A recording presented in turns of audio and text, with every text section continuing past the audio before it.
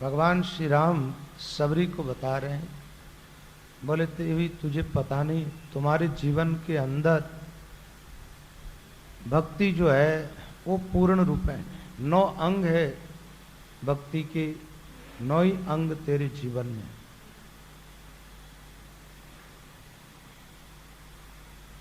वैसे भागवत में जो 9दा भक्ति बताई गई है, भागवत में या रामजन जी महाराज की वाणी में, उसमें इसमें थोड़ा सा अंतर है।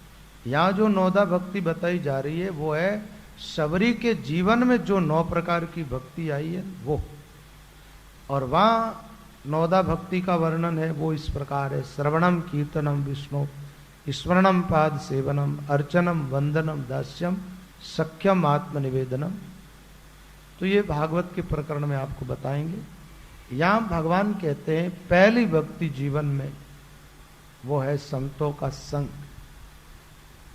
और दूसरी भक्ति जो है वो भगवान की कथा श्रवण करना, तीसरी भक्ति जो है गुरुदेव के चरणों की सेवा करना, मान का परित्याग करके। तो कल आप लोगों ने चर्चा श्रवण की थी, प्रथम भक्ति संतन कर संगा। पहला काम है संतों का संग कर, संतों के प्रति अपने जीवन में थोड़े आदर के भाव जगे, महात्माओं की बात का थोड़ा महत्व समझने की कोशिश करें, उससे काफी लाभ होता है। एक बार क्या हुआ, एक कुछ सेठ जी थे, तो महाराज बेटा बाहर रहता था विदेश।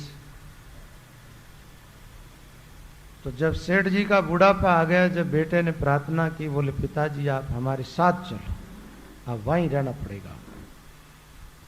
सेठ जी ने कहा भाई वाह, मेरा पूरा मन तो लगता नहीं।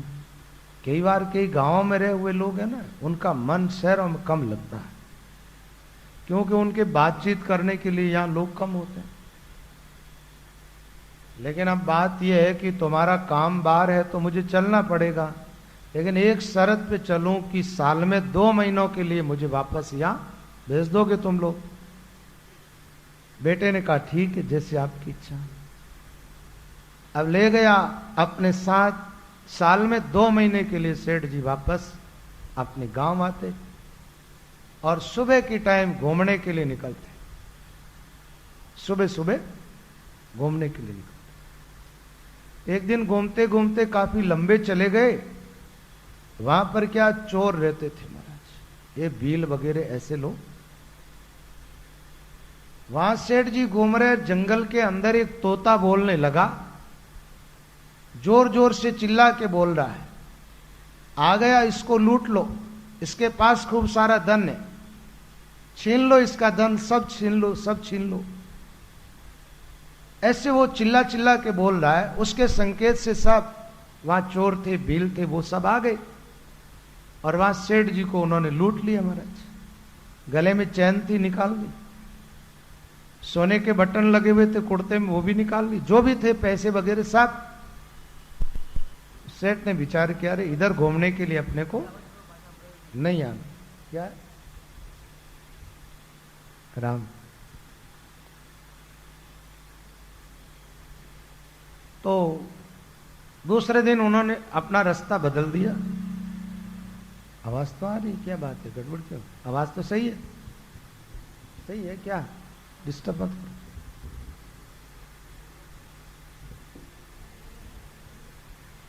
ठीक ही है, ज्यादा इधर उधर करोगे तो और डिस्टर्ब कर देगी। ठीक है राम। तो दूसरे दिन दूसरी तरफ घूमने के लिए चले गए। 1 साल बाद में वो आए, साल 1.5 साल बाद में आए अपने गांव। दूसरी तरफ घूमने के लिए निकले तो उस दिन काफी दूर चले गए, तो वहां क्या देखा, एक संतों का आश्रम है। संतों का एक आश्रम है और वहां पर वो पहुंचे। वहां उन्होंने क्या देखा, वहां भी एक तोता है, और जैसे ही उस क्षेत्र में वो सेठ जी प्रवेश हुए और तोता बोलने लगा, आइए पधारिए, स्वागतम सुस्वागतम, ऐसे बोल रहा, आइए आप इस आश्रम में पधारिए, विराजिए। हमारे गुरुदेव का थोड़ी देर के बाद में सत्संग होगा, आप सत्संग का लाभ लीजिए। इस आश्रम में जो कुएं है उसका पानी बहुत मीठा है, आप यहां बैठ करके जलपान करिएगा। बड़ी मीठी भाषा में वो तोता बोल रहा है। थोड़ी देर के बाद में वो महात्मा जी आए, सेठ जी ने उन संत को प्रणाम नमस्कार किया, बैठ गए। बोले महाराज, साल भर पहले एक तोता बोला था, ऐसा बोला वो कि मेरा सब कुछ लूट लिया उनके बोलने के कारण, और आपके आश्रम में ये तोता है, बड़ा मीठा बोलता है, बड़ा अच्छा बोलता है, इसका क्या कारण है? बोले महाराज, इस तोते को ही पूछो, आप ये बताएगा। एक हमारे जोधपुर में रामद्वारा है, मोती चौक में एक रामद्वारा है, वहां पर एक तोता रहता है। आप अंदर जाओ, जाते ही वो बोलने लग जाएगा, राम जी राम, राम जी राम, राम जी राम, राम जी राम। अंदर घुसते ही बोलना चालू कर देगा। क्या वो रामद्वारा में रहता है, राम राम करना सीख गया, यानी वो बोलता है कि अंदर आए हो तो राम बोलो, राम जी राम बोलो, राम जी राम बोलो। तो सेठ जी ने उस तोते से बोला, बोले भाई वो भी तोता था और तू भी तोता, बोली में इतना अंतर कैसे? बोले महाराज, वो तोता दूसरा नहीं था, मैं ही था। अरे तू ही था तो वहां ऐसा बोलता था, और अभी आज? बोले महाराज, मैं जन्म से उन भीलों के साथ में रहा ना, तो उनके सारे गुण मेरे अंदर आ गए थे। अभी क्या हुआ, एक दिन ये महात्मा लोग उधर से निकले और इनका मंडली, इनके संतों को मैंने देखा, इनको तो मेरे को काफी अच्छा लगा और मैं भी इनके साथ साथ आ गया। अब यहाँ रोज सत्संग सुनता हूं, रोज संतों को देखता हूं ना, इनके व्यवहार से मेरी बोली और मेरा व्यवहार पूरा का पूरा बदल गया, ताकि था तो मैं ही। तो भाई बात यह कि अपना मन रूपी जो तोता है ना, ये जब गलत लोगों की संगत करता है, गलत लोगों के पास इसकी उठक बैठक रहती है, तब तो क्या होता है, ये एकदम बिगड़ जाता महाराज। इनकी भाषा भी ठीक नहीं होती है, खान पान भी ठीक नहीं होता है, उठना बैठना भी ठीक नहीं होता है, कर्म भी इसके ठीक नहीं होती है, सब गलत ही गलत होता है। जैसो करे संग और वैसो लागे रंग, जैसा संग करो वैसा ही रंग चढ़ जाता है। एक बात है, आपके पहनने को एकदम सफेद कपड़ा है ना, लाल रंग में डालो एकदम लाल हो जाएगा, काले रंग में डाल दिया तो काला हो जाएगा, पीले रंग में डाला तो पीला हो जाएगा। कपड़ा तो सफेद है, अब जैसा रंग का संग करेगा वैसा हो जाएगा ही। ऐसे क्या जीवन में जब गलत लोगों का संग हो जाता है ना, तो आदमी गलत रास्ते पर चल पड़ता है, और अच्छे महात्माओं का या सज्जन लोगों का संग मिलता है, तब जीव सत्संग की तरफ और भगवान की तरफ बढ़ने लगता है। तो राम जी ने कहा, भाई भक्ति तो आरंभ यहीं से होती है। पहली भक्ति है संतों का संग करना। संग प्रथम भक्ति संतन कर संगा, संत का संग हमेशा करना चाहिए, और असंत के संग में कभी बैठना ही नहीं चाहिए। असंत, संत और असंत की करनी में बड़ा अंतर बताया। संत का जीवन चंदन के जैसा है, असंत का जीवन कुलाड़ी के जैसा है।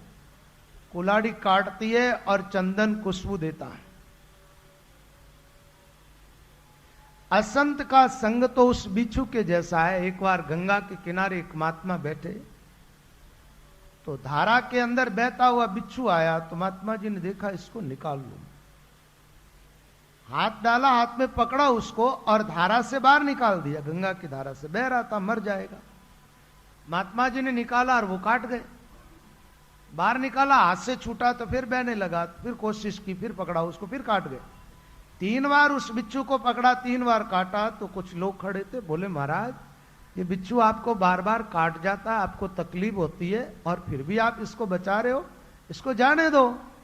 तो उस महात्मा जी ने कहा, देखो, एक फूल जितना सा छोटा सा बिच्छू जो है, ये अपना स्वभाव नहीं छोड़ता, तो मैं अपना स्वभाव क्यों छोड़ूं? इसका स्वभाव है काटना और मेरा स्वभाव है इसको तारना। तो महात्माओं का स्वभाव तो क्या है, जीवों को संसार सागर से पार होने का तरीका बताना। तो संत हमेशा स्वयं कष्ट सहन करके भी समाज को अच्छा मार्गदर्शन करता है। और असंत क्या करता महाराज, असंत केवल अपने स्वार्थ की तरफ सोचता है, परमार्थ की तरफ या भगवान की तरफ या दूसरों के हित की तरफ उनकी धारणा बिल्कुल नहीं रहती है। असंत की एक पहचान है, वो चाहता बढ़िया से बढ़िया भोग मुझे मिले, ज्यादा से ज्यादा धन मुझे मिले, ज्यादा से ज्यादा सुख सुविधाएं मुझे मिले, ज्यादा से ज्यादा मान सम्मान मुझे मिले। ऐसी धारणा जिन लोगों की है वो असंतों की गिनती में आते हैं। गलत लोगों का संग कभी भी नहीं करना चाहिए और अच्छे लोगों के संग में हमेशा रहना चाहिए। गिरे हुए लोगों का संग करके क्या करोगे? एक बात बताओ, जो पानी गंदा है उसमें नहाना पसंद करोगे? नहाना ही है तो गंगा जो बह रही है, बहती नदी की धारा में नहाओ। गंदी नालियों का पानी जाकर के एक जगह इकट्ठा हो गया, उस पानी में आपने पैर रखा या नहा लिए तो पूरे गंदे हो जाओगे, है ना? तो गलत जिन लोगों की धारणा है, जिनकी गलत सोच है, जिनकी दृष्टि ठीक नहीं, जिसके कर्म ठीक नहीं, जिसके विचार ठीक नहीं, जिनकी रहन सहन ठीक नहीं, जिनके आचरण ठीक नहीं, ऐसे लोगों का जीवन ठीक वही नालियों का पानी इकट्ठा हुआ ना वैसा है। उनका संग नहीं करना, अच्छा संग करो। भाई भक्ति आरंभ यहां से होती है ना, संग से।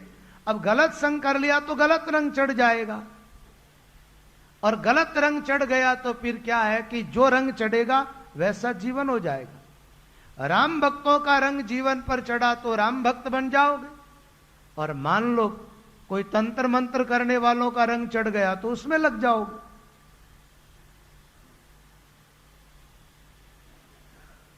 तंत्र मंत्र टोटका पूजे भैरू भूत। तंत्र मंत्रों की तो साधना करते, भैरू और भूतों को पूजते। साधु संतों का तो ये काम नहीं है, करे सो बड़ा कपूत, ऐसा काम करता कपूत। रामचरण जी महाराज ने वाणी जी में एक बात बताई, बोल कलयुग के अंदर ऐसे साधु पूजे जाएंगे। कैसे? कठिन काल कलयुग के माई ऐसे साधु पूरा, राम भक्ति को भेदन जाने ई परमार्थ सूरा। बोले जंतर मंतर तंत्र साधे कल वाणी के पावे, मां पुरुष की टक्स जनावे आंधा माई पूजावे। गुरु की शक्ति आपकी भक्ति ईश्वर बाच बिकाई, रामचरण तज मुक्ति पंथ को वे दो जग सामा जाए। यदि ऐसों के संग में चले गए तो क्या होगा? ऐसे लोगों के चुंगल में फंसे आप तो क्या होगा? मेरे को एक साधु मिला, एक बात बताऊं, ये जितने टोटके करते हैं ना, इनकी पोल सब हम जानते। ये लोग क्या करते? जो एक साधु मिला, बोले कि मैं लोगों पर फूल बरसा देता हूं। मैंने कहा तू बरसा देते, ये काम कर, मैं तेरे सामने ही हूं, मेरे ऊपर ही बरसा पहले। फिर धीरे धीरे क्या होता है, सच्चाई तो सामने आती। एक बात बताऊं, जितने भी सिद्ध बन करके पूजिस्ते हैं ना, इन लोगों के पास बादीगरों की विद्या है। क्या है? बादीगर तो खुलेआम कहता है भाई मेरे पेट के लिए ऐसा करता हूं, हाथ की सफाई, और उन्हीं विद्या के द्वारा ये सिद्ध बन करके और दुनिया को बेवकूफ बनाते लोग, दुनिया को बेवकूफ बनाते। तो उसने क्या किया महाराज, एक जोड़ी दिखाई मेरे को, बाद में फिर खुल गए ना, तो जोड़ी दिखाई तो उस जोड़ी को उल्टा कर दो आप, बिल्कुल कुछ भी नहीं। उसमें क्या होता, दो पर्दा होता है, उसकी सिलाई की वो कला होती है, दूसरे के अंदर फूल होते हैं, फिर उसको उल्ट करके और उसने इस ढंग से निकाले तो फूल डाले, पहले उल्टा करके दिखा दिया, कुछ भी नहीं दिखाई दे रहा, फिर वापस सीधी उसमें डाल दिए, वो सीधी की और दूसरे पर्दे के अंदर से फूल निकाल दिया। जोधपुर मेरा चातुर्मास था, अपने जोधपुर मुख्यमंत्री है ना राजस्थान का, जो वो जोधपुर का ही था, अशोक गहलोत। मेरे पिताजी वो जादूगर काम करता पहले, ठीक है ना। ये तो किस्मत जागी, बेटा रिजन मुख्यमंत्री बन गया हमारा, ठीक है। इनके पास जब ये कॉलेज पढ़ के आया ना, इलेक्शन लड़ने के लिए पैसे नहीं थे। यही साल मेरा चातुर्मास था जोधपुर में, उस बाबा ने, वो ठेकेदार थे बहुत बड़े, उसने हमारा नई जीप दी उसको और पैसे पूरे उसने खर्च करके और अशोक गहलोत को पहला इलेक्शन लड़ाया था। आज भी वो जोधपुर में आता तो उस बाबा से मिलने के लिए आता है। तो समय समय की बातें हैं। तो जादूगर का काम करता था, तो उसके पिताजी के साथ में रहा हुआ एक आदमी आया मेरी कथा में, बोले महाराज मैं एक आपको कुछ चमत्कार बताता हूं, मेरे को 5-10 मिनट का टाइम देना। मैंने कहा भाई कथा में तो ठीक नहीं रहेगा। बोले नहीं महाराज। फिर वो सब लोगों की इच्छा थी, तो मैंने कहा ठीक दिखा। वो क्या किया, एक डब्बा लेके आया, बिल्कुल खाली दिखा दिया ऐसे सबको, कुछ भी नहीं उसके अंदर। फिर उसको जैसे ही ढक्कन बंद किया, एक पट खुलता, फिर बंद करने पर दूसरा खुलता, दोबारा खोला, एक बढ़िया सुंदर माला निकल गई। वो माला मेरे को पहना दी, ठीक है ना। और फिर बाद में मैंने वही जोली वाला सिस्टम दिखाया खाली, फिर उसके अंदर से 500 का नोट निकाल करके मेरे को भेंट कर दिया। मैंने कहा तू चाहे जो दिखा, अपने 500 रुपया तो है ही है कहीं को नहीं ठीक है ना। तो फिर बाद में उसने सारी बात मेरे को अलग से बताई। बोल महाराज ये हाथ की सफाई है, इस ढंग से हम लोग ये काम करते हैं। अब बताओ, कई बाबा लोग होते हैं पहले क्या करते, हमारा शेर बन जाते थे, है ना। शेर बन जाते तो लोग बड़े प्रभावित होते, बड़े सिद्ध महात्मा, महाराज रात रहे महाराज रे आश्रम में नहीं रहे वहां कोई, क्यों? अरे महाराज मैं तो सिद्ध महात्मा, शेर बन जाते। मैंने कहा शेर बन जाते, जानवर तो भजन नहीं करे तो वैसे ही बन जाए। भाई भजन नहीं करी तो फिर जानवर तो बनना ही है, बनना ही है तो कुछ भगवान बने, कोई अच्छे महात्मा बन करके दिखाए, वो तो नहीं, शेर बन गए। एक बात है, शेर ही देख करके प्रभावित होते हो तो जानवर खूब है जंगलों में, देख लो उनको।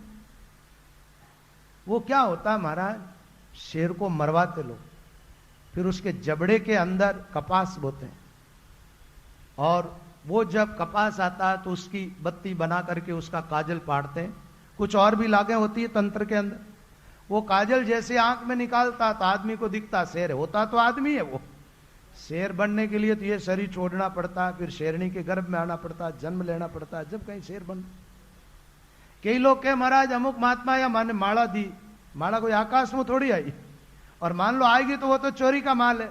एक बात है, मान लीजिए मैंने कोई ऐसे कुछ जीवों को बस में कर रखा है, और वो जीव कहीं से कोई चीज उठा करके मुझे दे रहा है, मैं तुम्हें दे रहा हूं, तो ये माल चोरी का है, साहूकारी का है? ये बताओ आप, चोरी का माल है ना। अब इस ढंग का माल जो हरण करता है और दूसरों को देता है, सीधा ही ठोकता है, तो ऐसे लोगों का कल्याण होगा क्या? ऐसे लोग राम जी के चोर होते हैं, भगवान के चोर। साधु संतों का ये काम नहीं है। असंत जो होता है वो ऐसा काम करते हैं। मैं तो कई बार आपको बताता हूं, किसी भी संत से रखो आप, प्रेम रखो, बहुत अच्छी बात है, श्रद्धा रखो, संत में निष्ठा रखो, लेकिन ईश्वर के नाते रखो, भगवान के नाते। भगवान को बीच में से निकाल करके साधु को मानते हो, किस लिए मानते हो ये बताओ? आपके कोई साधु संत की लगते कहीं रिश्तेदारी में है, कहीं कुछ भी रिश्तेदारी तो नहीं है ना। तो रिश्ता तो एक ही है संत का, तो ईश्वर के नाते, अपना जान राम के नाते। और जहां भगवान की भक्ति नहीं है, तो मेरा कहने का भाव यह, संग करना संत का संग। अच्छा, संत किसको कहे? जो राम जी की बात करे, राम जी का ध्यान करे, राम जी का भजन करे, राम जी का भजन करवाए। राम कहावे भाव बढ़ावे, वही करे दृढ़ धीर, मिलजो माने राम सनेई वीर, वह मिलिया सुख उपजे पावे अमृत शीर। लेकिन बात वो हो जाती है, पाखंडिया ने घना पूजे संतों रा के खेटा, पाखंडिया नर यूं कहे धन धन दे दू के बेटा। पाखंडी होते हैं, कहते तेरा धन बढ़ा दूंगा, बेटे नहीं है तो बेटा दे दूंगा। उनकी झोलियां में न तो धन है न बेटे है। एक बात बताओ, तुम्हें धन दे रहे फिर तुम्हारा धन काहे को ले रहे? ये बताओ, तुम्हें धन देने वाला तुम्हारा धन क्यों ले रहा है? ये बताओ। अब खुद तो भूखे और तुम्हें माला माल कर देंगे। आंखें नहीं है, इसलिए तुम लोग क्या करते हो, चुंगल में फंस जाते।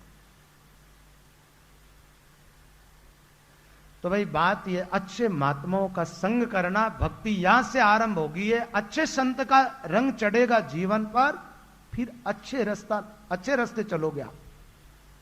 मान लो राम जी की भक्ति का रंग चढ़ा तो राम राम करोगे। ये भी ऐसा कोई आग्रह नहीं मेरा कि आप केवल राम भक्त संत हो तो उसका ही संग करें। वो चाहे कृष्ण उपासना कर रहा हो, चाहे सगुण ब्रह्म की उपासना कर रहा हो, लेकिन राम जी का प्यारा होना चाहिए। बात ये। अब मान लीजिए मैं आपको श्वास उश्वास राम राम करने की बात बताऊंगा, लेकिन कोई महात्मा आपसे भगवान नाम का कीर्तन करवाता तो वो भी संत है, वो ही भगवान के प्यारा। कीर्तन करो चाहे सुमिरन करो, भगवान की तरफ लगो, ये बढ़िया बात है। भजन साधन करने वाले सब संत अच्छे होते हैं, भगवान की चर्चा करने वाले सब महात्मा अच्छे होते हैं। और आप भी एक काम करो, अपनी थोड़ी रुचि बढ़ाओ राम जी की तरफ, भगवान की तरफ। एक बात है, अपन देखते हैं ना, कई बार कुछ बातें देखते हैं तो यूं थोड़ा विचार आता है। ये जो हमारा हिंदू धर्म है ना, इनके रक्षक राम जी है। ये भगवान की कृपा से कोई जीवित है, बाकी इसमें लगाव नहीं है लोगों का। एक बात बताऊं, इस धर्म से जो निकली शाखा है, जो संप्रदाय अलग अलग चली, उनमें देख लो जबरदस्त प्रचार हो रहा उनका, जबरदस्त तैयार किए जाते। और यहां तो कभी कभार कोई संत मिल जाते तो भी सही ढंग से सत्संग नहीं सुन पाते हो आप, फिर भी उसमें राजनीति घुसेड़ देते हो। वजह क्या? अभी वर्तमान में देखा जाए तो हमारा समाज या कम नहीं है, आप लोग कम नहीं हो, लेकिन एक बात बताओ, आपके बैठने के लिए कोई ऐसी जगह है जहां पर बैठ के भजन कर सको? ऐसा कोई आपका मंदिर या ऐसा कोई रामद्वारा, ऐसा कोई सत्संग भवन आपके लिए है कि जहां पर केवल सत्संग हो और केवल राम जी का भजन हो? ये तो उन लोगों को धन्यवाद दो कि ये छोटी सी जगह आप लोगों को खरीद के दे दी। और यहां भी सत्संग होता कहां है? यहां भी सत्संग हो कहां रहा है? देखो, जो समाज संगठित होगा वो आगे बढ़ेगा। जो विकृत समाज है, उस समाज से ज्यादा उम्मीद क्या रखेंगे? आज वर्तमान में देखा जाए, कहीं भी इधर उधर की शाखाओं को हम देख रहे हैं, बड़ा अच्छा प्रचार।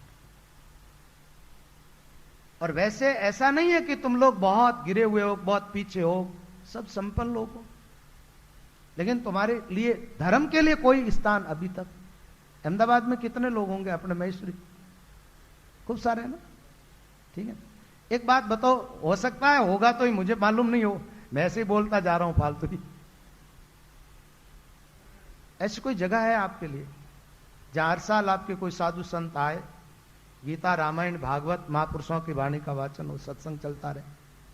एक बात बताओ, सत्संग नहीं चलेगा तो आप राम को भूलोगे कि राम भक्ति करोगे? मान लो आप लोग हो जो आपके बचपन के थोड़े संस्कार जमे हुए हैं ना, माँ बाप भगवान के भक्त थे इसलिए आ रहे हो, पर पीछे वाली पीढ़ी का क्या होगा उसके लिए आप कभी सोचते हो? नहीं सोचते हो। तो एक बात बताओ, आप अपने परिवार को भगवान की तरफ ले जानी चाहते हो, भगवान से दूर ले जानी चाहते हो?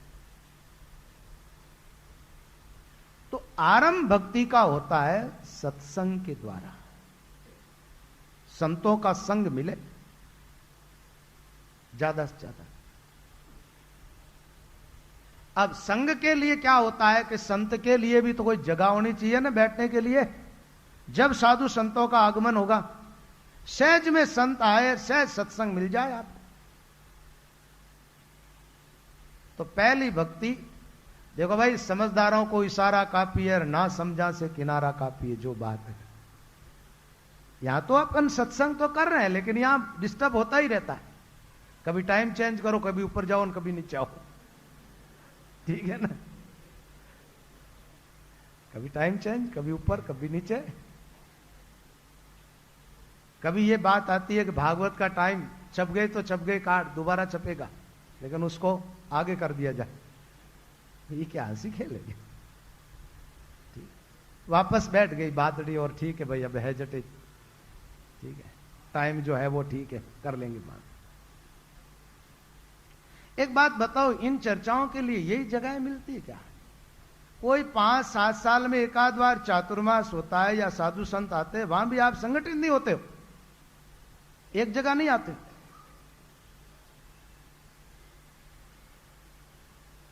लेकिन एक बात है, आप लोगों के लिए ऐसी चर्चा करना व्यर्थ होगा। आप सब समझदार हो, ज्यादा समझदार हो, ठीक है। आपकी समझदारी के सामने मेरी अकल तो ज्यादा काम ही नहीं करती। मैं तो ऐसे ही बोल रहा हूं, क्यों, मैं भगतमाल तो पढ़ सकता हूं, लेकिन आप जितनी न तो हमारे पास पढ़ाई है, न कोई शब्दों का लहजा अच्छा है, ठीक है, न कोई विशेष भाषा का ज्ञान है। तो राम, प्रथम भक्ति संतन कर संगा, दूसरी रति मम कथा प्रसंगा। भगवान की कथा में रति होनी चाहिए, प्रेम होना चाहिए। राम जी ने पूछा था वाल्मीकि ऋषि से चित्रकूट में, बोले महाराज मेरे को कोई ऐसा स्थान बताओ जहां पर मैं कुटिया बना के रहूं और मेरे रहने से कोई साधु संतों को तकलीफ न हो। वाल्मीकि जी ने कहा महाराज आप मेरे से स्थान पूछते हो तो एक बात बताओ, आप कहां नहीं हो?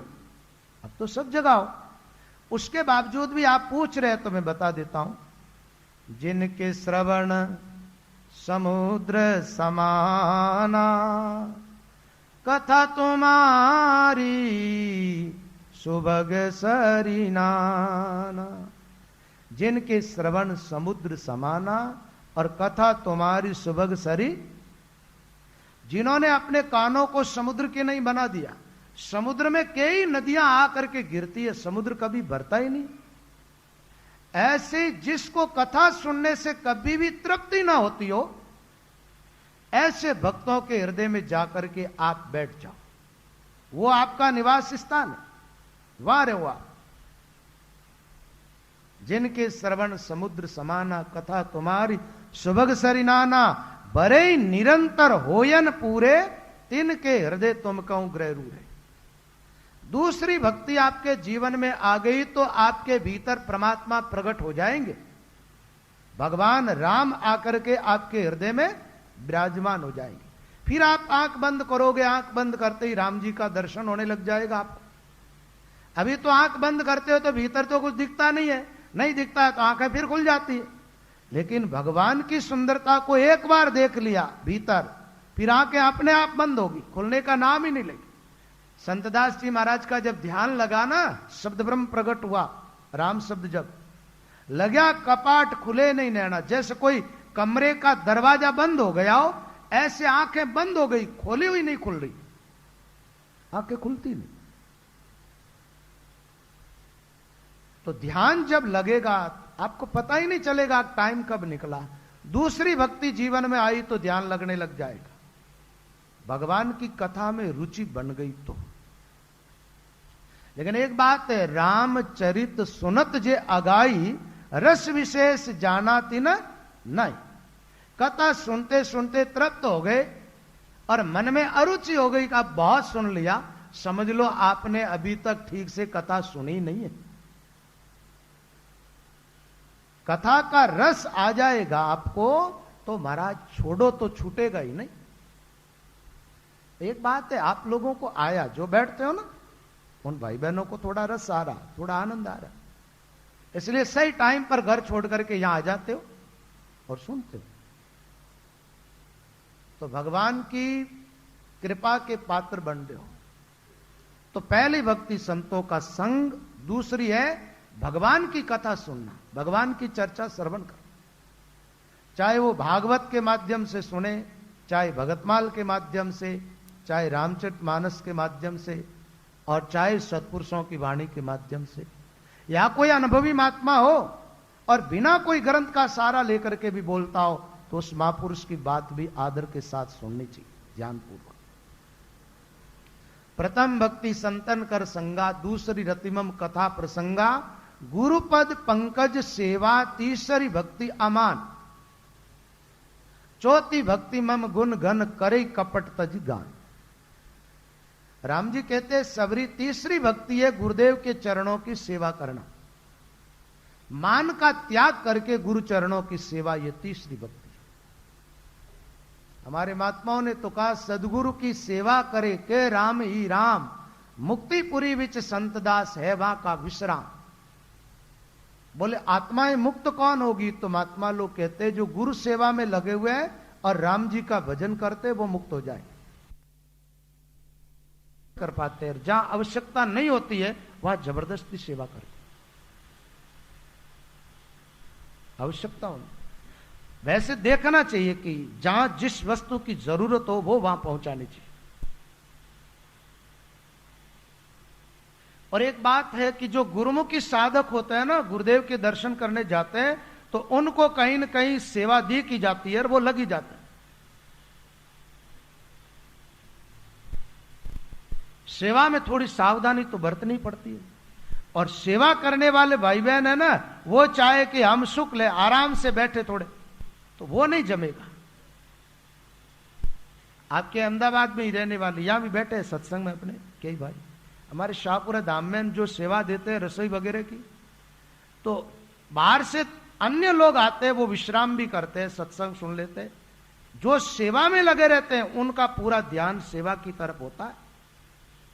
एक बात है, वो भजन कम भी करे ना, तो जितने लोग भजन कर रहे हैं और उन लोगों की वो सेवा में लगे हुए, उनका भजन अपने आप हो जाता है। और दूसरी बात यह है कि गुरु आज्ञा का पालन करके और गुरुदेव जो सेवा सौंप दे वो करे तो वो भजन से कम नहीं है और वो गुरु की सेवा होती है, गुरु सेवा ही मानी जाती है। एक बात बताऊं, आप शाहपुरे जाते हो ना, आप रामनिवास धाम में दर्शन करने, वहां के जो खंबे हैं ना बहुत चिकने एकदम है ना, तो वो चिकने इतने क्यों है आपको पता है? भाई पहले ऐसे मशीना तो थी नहीं घसाई वाली, आजकल तो घसाई की मशीनें आ गई, इसलिए पत्थर को एकदम चिकना बना देती है, पहले तो वो नहीं थी। फिर वो खंबे इतने चिकने कैसे हो गए? ये कई महात्मा लोग, कई भगत लोग क्या करते महाराज, राम राम करते जाते हैं, उन खंभों को घिसते जाते थे। उन खंभों को घिसना भी एक तरह से उनकी सेवा ही थी। वहां कोई झाड़ू लगाता वो भी उनकी सेवा ही होती है, किसी को पानी पिलाता वो भी सेवा होती है, आने वालों के लिए भोजन की व्यवस्था, कोई व्यवस्था देखता है और कोई अपना धन खर्च करके सेवा कर दे। तो सेवा के कई तरीके हैं, जैसे कैसे भी सेवा करनी चाहिए सेवक बनकर। और सेवा धर्म तो थोड़ा कठिन तो है, आलसी आदमी सेवा नहीं कर सकता, अभिमानी आदमी भी सेवा नहीं कर सकता। आलस और अहंकार का जो त्याग करता है वो लोग सेवा करते हैं। गाफिल जो होते हैं असावधान, वो भी सेवा के लायक नहीं होते। सेवा पूरी सावधान पूर्वक करनी पड़ती है। सेवा की बात आ गई इसलिए एक मैं दृष्टांत बता देता हूं आपको। एक महात्मा जी थे, उनके बहुत सारे चेला चेली थे, रोज भीड़ लगी रहती थी। एक दूसरे कोई विरक्त महात्मा आए और उनसे कहा, बोले महात्मा जी आपके तो बड़ा ठाट है, खूब सारे चेला चेली सेवा में लगे हुए। उन महात्मा जी ने कहा, देखो इनमें चेले कम है, चांटी ज्यादा है। क्या चेले कम है, चांटी ज्यादा है? बोले चांटी कैसे महाराज, ये तो बड़े भावुक है आपके। बल देखना आप कल आना मेरी सत्संग, फिर मैं मेरे चेलों को पूछूंगा। दूसरे दिन सब चेले आए हुए थे। जब महात्मा जी ने कहा, भाई मेरे चेले कितने हो, वो हाथ उठाओ, तो सब ने हाथ खड़े कर दिए, सब हम आपके शिष्य हैं महाराज। अच्छा तो एक बात बताओ, मुझे कुछ आपकी सेवा की जरूरत है, सेवा करने वाले कितने हो? तो सबने हाथ उठा लिए, सब सेवा के लिए तैयार है। अच्छा तो महात्मा जी ने कहा, अब एक काम करो, सेवा की बात सुन लो। उन्होंने कहा, देखो भाई कि मेरा कुछ इस शरीर का प्रारब्ध ऐसा है, मंद प्रारब्ध, और आज के ठीक हफ्ते भर बाद में मेरे शरीर में कोढ़ की बीमारी हो जाएगी, कोढ़ हो जाएगा। उस समय मेरी बुद्धि भी जो है एकदम पागलों जैसी हो जाएगी, अभी ऐसी नहीं रहेगी। उस समय मेरी सेवा करने वाले का मैं तिरस्कार भी कर सकता हूं, और बुद्धि ठीक नहीं रहने के कारण चांटा भी लगा सकता हूं, और वो बीमारी लगातार 12 साल तक रहेगी। बताओ 12 साल तक लगातार मेरे साथ रह करके मेरी सेवा करने वाले हो, वो अपना हाथ उठाओ। सबने अपने अपने हाथ ऐसे रख दिए। एक जो था संदीपक नाम कर का शिष्य, उसने अपना हाथ उठा लिया। महात्मा जी ने सोचा शायद इसके कानों में कर्फ्यू लगा हुआ होगा, इसने कुछ सुना नहीं होगा। उन्होंने कहा, तूने सुना नहीं? बोले गुरुदेव मैंने सब कुछ सुना है, 12 साल तक सेवा करनी है, आपके शरीर में कोढ़ हो जाएगा और लगातार आपके चरणों में रहना है, मैं सेवा करूंगा। महात्मा जी ने कहा, 1-2 दिन की बात नहीं है, 12 साल की बात है। बोले आजीवन तक रहना पड़े तो भी रहूंगा। तो महात्मा जी ने अभी परीक्षा पूरी नहीं हुई, उसको साथ लेकर के उस संत से तो कह दिया, देख लो इतना में से एक निकला अभी तो। भाई बोलने में तो सब बोलते हैं ना, तन मन धन सब थारो, और चाहे शीश काट लो मारो, ठीक है ना। तन मन धन सब कुछ है तेरा, और तेरा तुझको अर्पण क्या लागे। भगवान के लिए भी ऐसी बात, गुरु के लिए भी ऐसी बात। महात्मा जी उस शिष्य को लेकर काशी में चले गए, और वो तो कोड़ी का रूप बना लिया महाराज।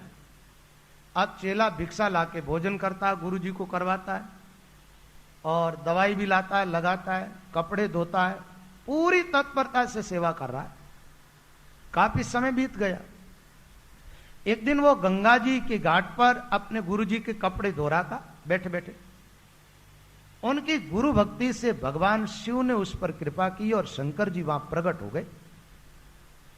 भगवान शिव ने प्रकट होकर के कहा, भाई तेरी गुरु भक्ति से मैं अत्यंत प्रसन्न हूं, तेरी जो इच्छा वो वरदान मुझसे मांग ले।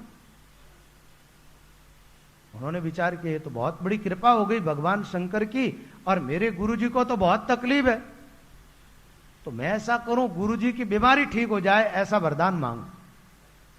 लेकिन पहले गुरु महाराज को पूछ के आऊं, गुरुमुखी है ना।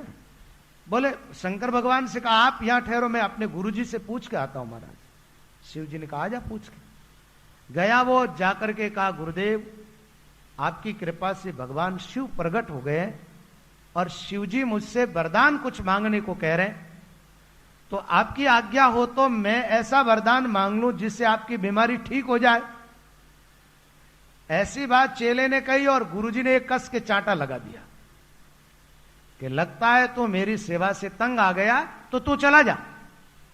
अरे मेरे शरीर का प्रारब्ध है, ये तो मुझे भोगना पड़ेगा। आज शिव जी से वरदान ले लिया, बीमारी ठीक हो गई, अगले जन्म में भोगना पड़ेगा। अपने कर्म तो अपने को ही भोगना पड़ेगा ना। उसने महाराज हाथ जोड़ के प्रणाम की और माफी मांगी। बोले गुरुदेव क्षमा करो, और मेरी भूल हो गई, अब मुझे शिव जी से कुछ भी नहीं मांगना। वापस गया और जाकर के भगवान शिव से कहा, बोले प्रभु आपकी बड़ी भारी कृपा हुई, आपने दर्शन दे दिया, मेरे लिए यही बहुत है, अब मुझे आपसे कुछ भी लेना नहीं, कुछ भी नहीं मांगना।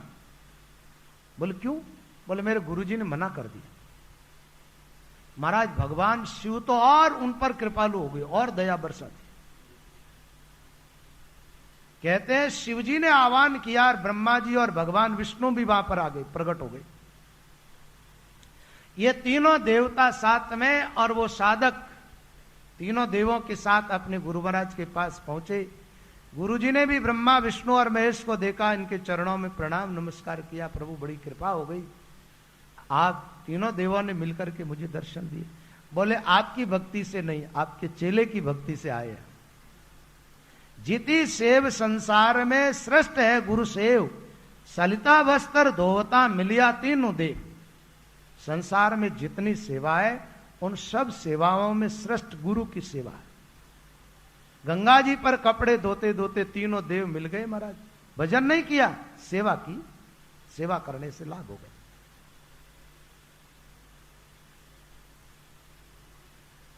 तो महात्मा लोग कहते भाई गुरु सेवा का बड़ा भारी महत्व है, लेकिन एक बात बता दी कि मान का त्याग करके सेवा करनी चाहिए।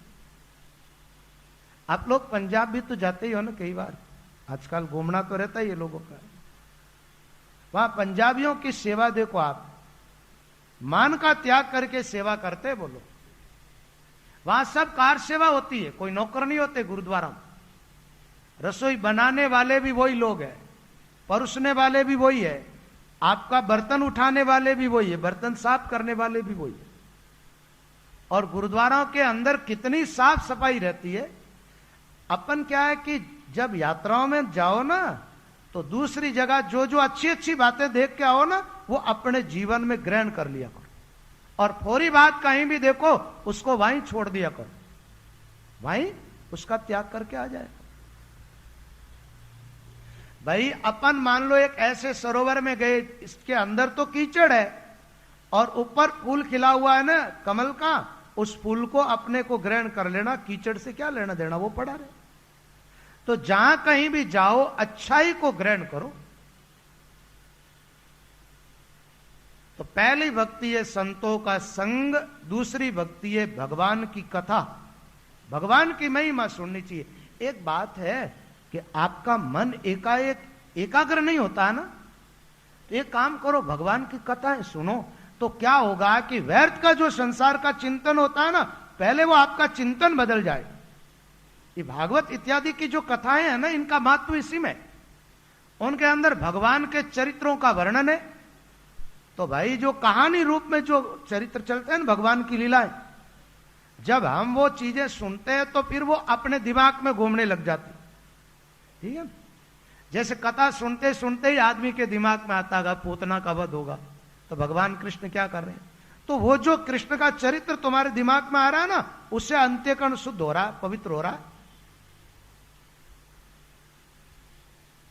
कथा सुनते हो ना कई बार बैठ करके 2-3 घंटे, उस समय कोई दूसरा चिंतन होता है क्या? नहीं, भगवान का ही चिंतन होता है, बस भगवान का चिंतन होता है ना, उसी से आपको लाभ होता, उसी से पुण्य बढ़ता और पाप नष्ट होता। तो दूसरी भक्ति में कथा और तीसरी में सदगुरु के चरणों की सेवा, गुरुपद पंकज सेवा, तीसरी भक्ति अमान, चौथी भक्ति मम गुण गन करे कपट तज गान। चौथी भक्ति के अंदर बताया कपट का त्याग करके और भगवान के गुणों को गाया जाए, भगवान के गुणों का वर्णन किया जाए। जैसे भगवान की महिमा सुनाना, और मान लो जैसे अपने को ज्यादा ग्रंथों का अभ्यास नहीं हो ना, तो ऐसे पद बैठ करके गाओ, गाने का अभ्यास हो ना, जिसको गाने का ज्यादा शौक हो उनको चाहिए कि ऐसे पद याद करें जिन पदों के अंदर ज्यादा से ज्यादा भगवान की महिमा बताई, उन पदों को गाना चाहिए। कपट का त्याग करके भगवान के गुणों का वर्णन करो, महिमा को गाओ। गाया, सब महात्माओं ने गाया, हर संत की वाणी के अंदर गाने के पद मिलते। गाना का शौक है तो गाओ। बोलो की नहीं आ, बोले महाराज माने गानों की आवे कौन तो क्या गाओ। तो एक बात है, भगवान के नाम का कीर्तन तो आ सकता है। कीर्तन में क्या होता है, 2 अक्षर होते हैं।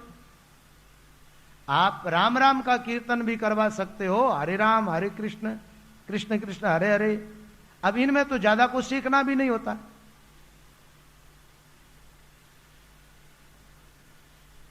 और देखो कीर्तन तो बहुत सरल होते हैं, आज गवा देता हूं आपसे। राम राम राम राम बोलो मेरा भाई, राम राम राम राम बोलो मेरा भाई। थारा करियोड़ा करम कट जासी मारा भाईड़ा, जासी मारा भाईड़ा।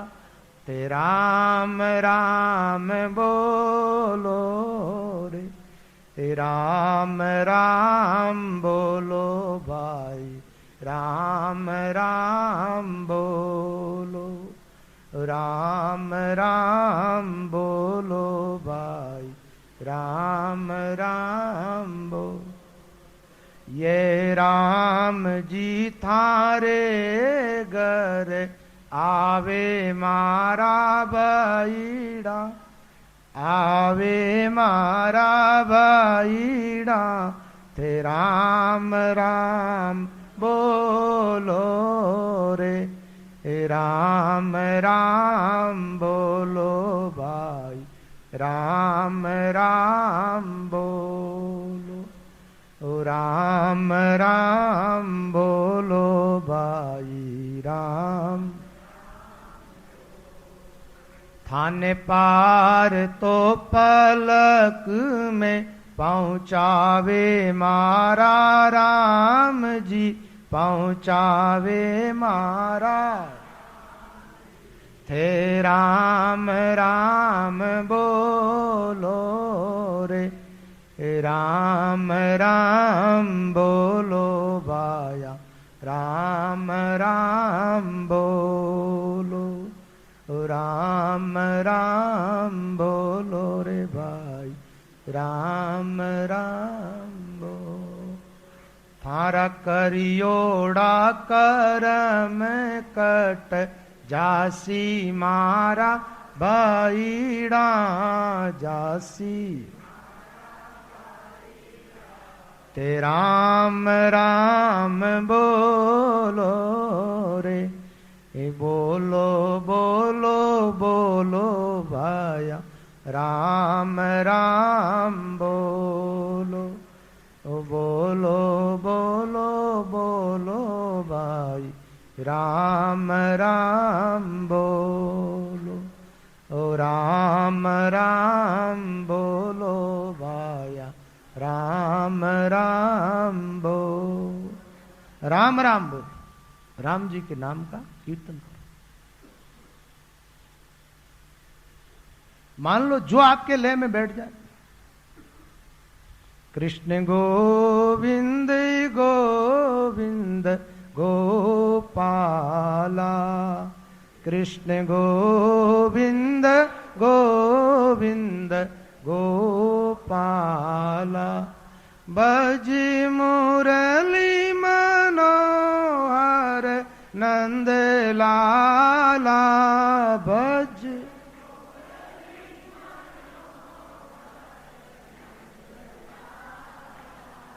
कृष्ण गोविंद गोविंद गोपाला, कृष्ण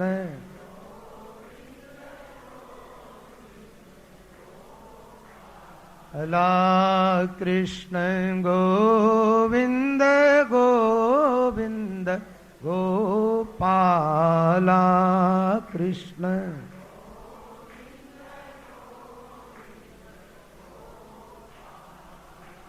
बज मुरली मनोहर नंद लाला, बज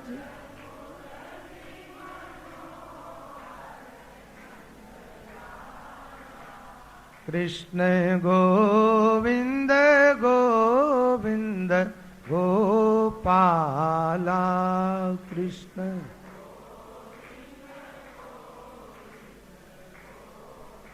राम। जो आपके लय में बैठे। एक बात है, गाने का तो लोगों को लगता ही है, शौक होता ही है थोड़ा बहुत, तो गुनगुनाना ही है ना, तो ऐसे कुछ शब्दों को चुन लो और गाते रहो, ठीक है। आजकल क्या होता है, ये गरा में गाने ज्यादा आ गए महाराज, तो सुनते भी वही है, गाते भी वही है, लाभ क्या होता बताओ? अंत्यकरण में मलिनता आती है और कुछ भी लाभ होने वाला। विषय वासना को भड़काने वाले गीत सुनोगे, गाओगे, उससे अंत्यकरण अपवित्र ही होगा। इसलिए भगवान नाम का कीर्तन किया करो। श्रीमन नारायण नारायण नारायण, श्रीमन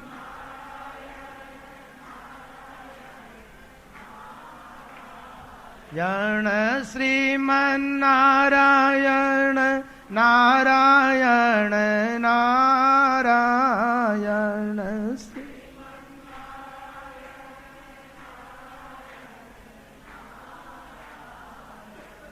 भजमन नारायण नारायण नारायण, भजमन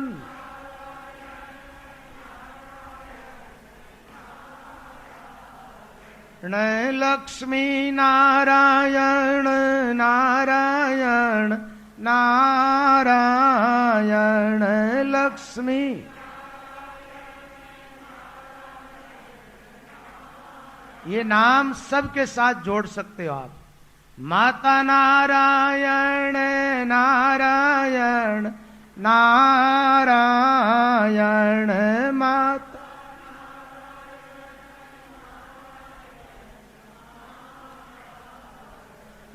पिता नारायण नारायण नारायण,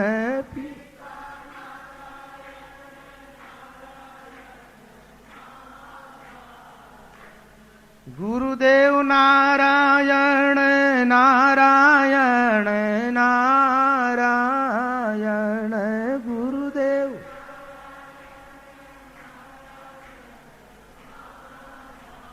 नारायण नाम का कीर्तन करो, राम नाम का कीर्तन करो, कृष्ण नाम का, भगवान का यश गाओ, जिससे जबान पवित्र हो जाए, अंत्यकरण पवित्र हो जाए और जान अनजान में कोई पाप कर्म हुए वो नष्ट हो जाए।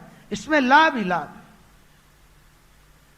तो चौथी भक्ति में राम जी कहते सबरी मेरे गुणों का गायन करना चाहिए, मेरे गुण गाने चाहिए।